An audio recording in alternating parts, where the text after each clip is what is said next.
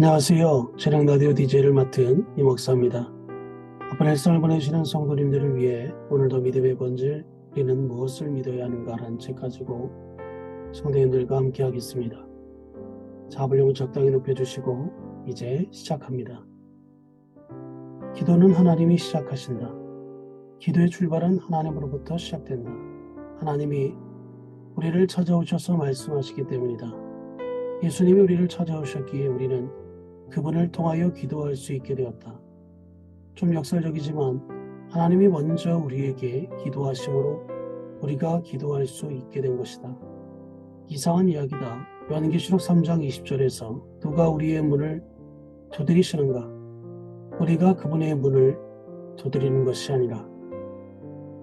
라오디게아 교인들은 예수님이 교회 밖에 계신 것도 모르고 자기들끼리 축복과 하나님의 은혜를 말하면서 살고 있었다. 그런 그들이 어떻게 그분을 찾아갈 수 있겠는가? 그분이 우리 문을 두드리시면 그 소리를 듣고 문을 열어드리므로 그분을 만나 뵙게 되는 것이다. 이것이 곧 기도라 하겠다. 구하라, 찾으라, 그리고 문을 두드리라고 우리에게 간곡하게 부탁하시는 그분을, 우리를 기다려주시는 하나님이다. 그렇다면 하나님이 우리가 기도하도록 권고하시는 이유는 무엇일까? 약하고 부족한 인간들의 삶이 복되고 풍성하게 채워주시기 위함일까? 예수님 제자들에게 기도를 가르쳐주며 당부하신 말씀은 이러하다. 또 너희는 기도할 때에 구하기 전에 너희에게 있어야 할 것을 하나님 너희 아버지께서 아시느니라. 이렇게 말씀하시면서 예수님은 주님의 기도를 가르쳐 주셨다.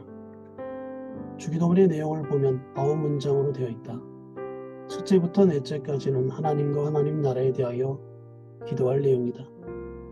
다섯째가 오늘 우리에게 일용할 양식을 주옵시고 이다. 그리고 제 용서와 악에서 건져주시기를 기도하고 마지막으로 하나님에 대한 찬양으로 마친다. 균형 잡힌 기도의 모범이다. karl 마르크의 딸이 어느 날 친구들에게 이렇게 말했다고 한다. 나는 아무 신앙도 없이 자랐다. 나는 신을 믿지 않는다. 그리고 얼마 동안 생각에 잠겼다가 이렇게 덧붙였다. 그런데 어떤 낡은 책 안에서 기도문 하나를 우연히 찾아냈는데 그 기도문을 보면서 생각했다. 만일 그 기도문에 나오는 하나님이 존재한다면 그분을 믿을 수 있겠다고. 그 기도가 무엇이냐고 묻자 그녀는 그 기도문을 천천히 독일어로 되새겼다. 그 기도란 곧 주의 기도였다. 어느 독일 교수에게 한 학생이 물었다고 한다. 당신이 기도드리는 일이 있습니까? 그 교수는 최근에는 주의 기도 외에는 다른 기도를 드리는 일이 별로 없다고 답했다. 학생이 그 이유를 묻자 교수는 다음과 같이 덧붙였다고 한다. 내가 아무리 좋은 기도를 드린다고 해도 주의 기도 이상의 기도를 드릴 수 없기 때문이다. 오늘 우리의 기도는 오직 자기 개인의 문제 혹은 교회의 문제에 국한되어 있다는 것이 현실이다. 이것이 과연 바른 기도일까? 다시 생각해 보아야 한다. 당장에 닥친 개인의 어렵고 딱한 사정이 더 급하게 생각될 것이다. 그러나 하나님의 관심은 이 땅에서 하나님 나라가 이루어지는 것, 정의가 실현되는 것에 있다. 또 그리스도인들이 예수님을 닮아가는 데 주님의 초점이 맞춰져 있다. 그 안에 내가 구하는 복이 다 들어있다. 이렇게 보면 예수님이 가르쳐 주신 기도는 고차원적이고 포괄적이다. 근시안을 가진 사람은 그 안에 들어있는 풍성한 복을 보지 못한다. 자기의 어려운 사정만 구하면서 정작 하나님 앞에서 스스로 조금 더 변하지 않는다면 과연 하나님이 기뻐하실까? 주기도를 통해 가르쳐 주신 대로 균형 잡힌 기도를 드리는 일은 그 어떤 기도보다 더 중요함을 잊지 말아야 한다. 자기 급한 일만 구하는 것은 하나님을 모르는 사람들도 다 하는 일이다. 기도의 가장 중요한 것은 주님과의 친밀한 관계 정립이다. 요한복음 15장 7절의 말씀대로 너희가 내 안에 거하고 내 말이 너희 안에 거하면 이 가장이 중요하다. 그리할 때 무엇이든지 원하는 대로 구하라. 그리하면 주시라는 말이 의미를 가질 것이다.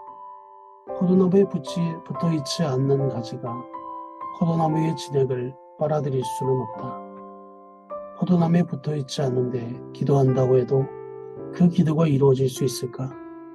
그러므로 우리는 기도할 때마다 자신이 그리스도 안에 살고 있는지 확인해야 한다. 예수님을 닮아가는지 살펴야 하고 하나님이 자신에게 원하는 게 무엇인지, 그렇다면 어떻게 살아가야 할지를 여쭙고 들어야 한다. 바로 이런 면 때문에 기도는 하나님께 듣는 것이다. 기도는 내가 아랠 바를 하나님께 아뢰는 것이다. 그러나 궁극적으로 기도는 하나님께 듣는 것이다. 하나님께 듣는 것이 꼭 기도의 응답이기도 하다. 자기 말만 하고 하나님으로부터 듣지 않는다면 그것은 결코 기도라 할 수 없을 것이다. 그러므로 하나님과 함께 살기 원하는 사람은 그 영혼이 말씀 안에서 그리고 기도 안에서 예민해져야 한다. 이것으로 이 목사가 추천하고 대신 읽어주는 라디오를 마치겠습니다.